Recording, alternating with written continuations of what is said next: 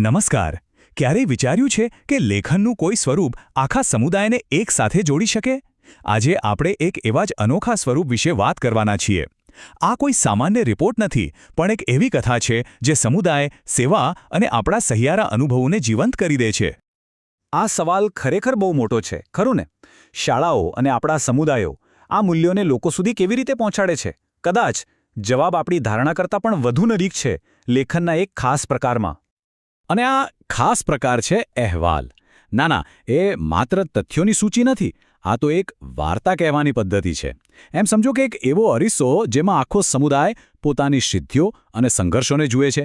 અહેવાલ ફક્ત શું થયું એ નથી કહેતો, પણ એ જે થયું તે શા માટે મહત્વનું હતું એ પણ સમજાવે છે. ચાલો જોઈએ કે આ વિચાર શાળાના સ્તરથી કેવી રીતે શરૂ થાય છે. અહેવાલ કેવી રીતે શાળાના વાતાવરણમાં એક સમુદાયની ભાવનાનું નિર્માણ કરે છે. ચાલો આને સમજવા માટે એક નક્કર ઉદાહરણ જોઈએ. આ કોઈ એક વ્યક્તિનું કામ નહોતું. અહેવાલ સ્પષ્ટપણે નોંધે છે કે વિદ્યાર્થીઓએ ભેગા મળીને સ્વચ્છતા દિવસનું આયોજન કર્યું. બસ અહીંથી જ સહિયારા પ્રયાસની શરૂઆત થઈ છે. જો અહીં જવાબદારીની વહેંચણી કેટલી સ્પષ્ટ દેખાય છે. દરેક વર્ગની પોતાની ટુકડી અને સફાઈ આખી શાળામાં ફેલાયેલી. પણ સૌથી મહત્વની વાત શું હતી ખબર છે? શિક્ષકો અને આચાર્ય પોતે આ કાર્યમાં જોડાયા. આ માત્ર સફાઈ નહોતી, પણ નેતૃત્વ અને સહભાગિતાનો એક જીવંત પાઠ હતો. અને આ સૂત્ર, બસ આ એક જ સૂત્રમાં બધી વાત આવી જાય છે. સ્વચ્છ શાળા, સુંદર શાળા. આ ખાલી એક વાક્ય નથી, પણ તે દિવસે જે મહેનત કરી તેનું પરિણામ અને ગૌરવ છે. આ સૂત્ર એ સામૂહિક સિદ્ધિની ભાવનાને હંમેશા માટે જીવંત રાખે છે. પણ આ વિચાર અહીં અટકતો નથી. સ્વચ્છતાની આ ભાવના શાળાની દિવાલોથી આગળ વધીને પર્યાવરણ પ્રત્યેની એક વ્યાપક જવાબદારી સુધી પહોંચે છે. અને જુઓ આ પ્રવૃત્તિના સૂત્રો કેટલા દમદાર છે. એક બાળ, એક ઝાડ. આ સૂત્ર દરેક બાળકને સીધી જવાબદારી સોંપે છે. વૃક્ષ જતન, આબાદ વતન. આ એક નાનકડી ક્રિયાને આખા રાષ્ટ્રની સમૃદ્ધિ સાથે જોડી દે છે. અહેવાલ આ સૂત્રોને નોંધીને આવનારી પેઢીઓ માટે આ મૂલ્યોને જીવંત રાખે છે. ચાલો હવે પર્યાવરણની જવાબદારીથી થોડા આગળ વધીએ અને જોઈએ કે અહેવાલ કેવી રીતે રમતગમત દ્વારા વ્યક્તિગત અને ટીમ શિસ્તના પાઠ શીખવે છે. વાર્ષિક રમતોત્સવનો અહેવાલ પણ એટલો જ વ્યવસ્થિત હોય છે. ખબર છે? એને આપણે 4 ભાગમાં સમજી શકીએ. પહેલું, લક્ષ્ય શું હતું? તંદુરસ્તી અને ટીમવર્ક. બીજું, કઈ કઈ રમતો હતી? દોડથી લઈને ક્રિકેટ સુધી બધું જ. ત્રીજું, ભાગીદારી કોની હતી? વિદ્યાર્થીઓ અને શિક્ષકો બંનેનો ભરપૂર ઉત્સાહ હતો. અને છેલ્લે પરિણામ શું આવ્યું? વિજેતાઓનું સન્માન તો થયું જ, પણ સૌથી મોટો પાઠ શિસ્ત અને ધૈર્યનો મળ્યો. અને હવે વિષય થોડો ગંભીર બને છે. અત્યાર સુધી આપણે શાળાની પ્રવૃત્તિઓ જોઈ, પણ હવે આપણે જોઈશું કે સમુદાયના આ જ મૂલ્યો વાસ્તવિક સંકટ સમયે કેવી રીતે કામમાં આવે છે.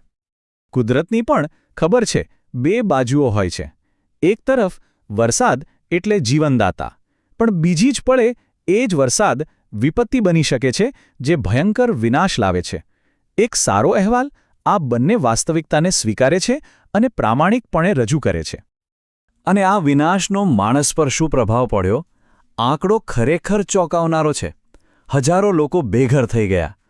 અહેવાલ માત્ર ઘટનાનું વર્ણન નથી કરતો, પણ તેની પાછળની માનવીય વૈજ્ઞાનિક ગંભીરતાને પણ રેખાંકિત કરે છે. આ વાક્ય સીધું અહેવાલમાંથી જ લેવામાં આવ્યું છે, જે એ સમયની ભયાનકતાને આપણી આંખો સામે જીવંત કરી દે છે. ગાંડાતુર સ્થિતિ. આ માત્ર 2 શબ્દો નથી, પણ તે સમયની અરાજકતા, ડર અને લાચારીનો જીવંત અહેસાસ છે. આને જ કહેવાય વ્યક્તિગત અનુભવનું દસ્તાવેજીકરણ. પણ અને આ જ વાત અહેવાલને ખાસ બનાવે છે. તે ખાલી સમસ્યા પર અટકી નથી જતો. એ ઉકેલ અને મદદની પણ નોંધ લે છે. એનડીઆરએફ અને સ્થાનિક તંત્રના બચાવ કાર્યનું વર્ણન કરીને તે સંકટ સમયે સેવાની ભાવનાને ઉજાગર કરે છે અને આશાને જીવંત રાખે છે. તો આપણે અત્યાર સુધી શું જોયું? સ્વચ્છતા, વૃક્ષારોપણ, રમતગમત અને કુદરતી આપત્તિ. આ બધા અહેવાલોમાંથી આપણે શું શીખી શકીએ? તો સાર કંઈક આવો છે કે દરેક પ્રસંગ આપણને એક મૂલ્ય શીખવે છે. સ્વચ્છતા અને વૃક્ષારોપણ શું શીખવે છે? સામૂહિક જવાબદારી. રમતોત્સવ શિસ્ત અને ટીમવર્ક પર ધ્યાન કેન્દ્રિત કરે છે. અને પૂર જેવી આપત્તિ સેવા અને સ્થિતિસ્થાપકતાનું સાચું મહત્વ સમજાવે છે અને દરેક કિસ્સામાં અહેવાલનું કામ છે એ અનુભવને અને તેના પાઠને ભવિષ્ય માટે સાચવી રાખવાનું. એટલે છેવટે તો અહેવાલ શું છે? એ માત્ર શબ્દોનો ઢગલો નથી, એ તો એક સમુદાયનો આત્મા છે. એ બતાવે છે કે લોકો સાથે મળીને કેવી રીતે કામ કરે છે, કેવી રીતે ઉજવણી કરે છે અને સૌથી અગત્યનું, મુશ્કેલ સમયમાં એકબીજાનો હાથ કેવી રીતે પકડે છે.